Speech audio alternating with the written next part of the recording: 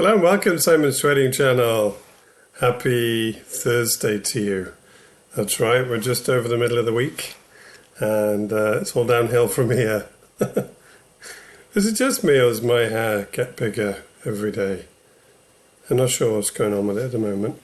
Apologies for the hair situation, but hopefully I won't need to apologise for the content and indeed today's price action analysis. So yes, strap in. There's some interesting things afoot. I seem to be able to see that, or be able to say that virtually every day, which, you know, that's what makes trading fascinating for me, and I imagine many others. So this is the weekly, right? It's a weekly time frame on Bybit. That could not look any more like an M formation, could it? It really couldn't. The key to any double top or M formation was, of course, getting below the midpoint or the neckline or whatever you want to call it. And that just equates to Bitcoin potentially putting in a weekly lower low, which has yet to be seen, along this bull market for the last, year and 3 months, something like that. Nearly a year and a half now. Wow, time's going way too quick. So yeah, interesting. I tell you what, I said, I think my thumbnail title yesterday was D-Day, but it's kind of like D second part of week into end of week. It's decision time. Although, of course, the original D-Day didn't stand for decision. It was indeed deliverance, but that's for another day. It's not looking too bad at this point in the week, but it's also not looking like a done deal for this to turn back to the upside. And obviously, to put a bit more flesh on the bones, a bit more detail on, jump down a couple of time frames. Probably not even to the daily. This is the daily. You can see the last few days. So there was that big sell-off and then basically sideways. That doesn't help too much. The 4 hour does help a little bit, actually. So you can see here, right? So from this top here, there's a move down, a move up, move down, move up. I'm like doing them from either wick lows to the next high, right? Just the obvious areas. Move down, move up, move down, move up, move up, move down, move up, move down, move up, well, sideways, move down, move up, move down, and then, yeah, this is an interesting time. Now, I don't know if you remember my scribbles from yesterday, but I was suggesting that yesterday this was already on the horizon and Bitcoin was back down to here, but it hadn't turned up. And I did draw something like this, as I recall. You can go back and have a look at the video if you want. Something like this. So the key, so if that happens, then you wouldn't be looking for more downside straight away. You might not be looking for a change of trend because you'd want it to be on a daily time frame, whereas this is a 4 hour time frame. But if that does happen, if this gets above here, that's a good start for a potential reversal from this quite obvious downtrend to then the etchings of an uptrend. But for it to become legitimate, Bitcoin still needs to get back above here. In my opinion, as humble as it can be. Let's make it extra funky. So yes, Bitcoin needs to get back above there. So I'd say this is a good start, but it's by no means the finished product.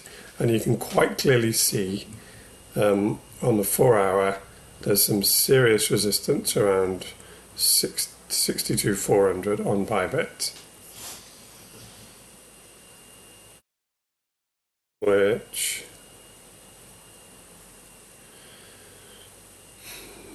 doesn't correspond to anything particularly significant back here, but it's valid nonetheless right now. If I just draw you a little tiny blue line in there, you can just see very obviously the three wicks that have bashed their heads up against that, literally a line at the moment. It won't be a line, it'll be an area of course, but you can draw it, or I've drawn it as a line. So it's probably more like 62.5. And therefore I can produce a little $2,000 range, because for failure, and more likely a trite down back around these price areas, so 60,000 and below, 4-hour daily closures below 60.5. So this is a useful little range as a reference point. And, you know, it could go either way, I'd say, but it's likely to go either way, in my humble opinion, tomorrow. Wow, how's that for a prediction? Yeah, I might stick my neck on the line and say that. Tomorrow being Friday, CME closing, and then declining volatility over the weekend. Yeah, I think if you're looking for more upside, you'd want at least tomorrow to close back above the blue line, so 62.5 at least.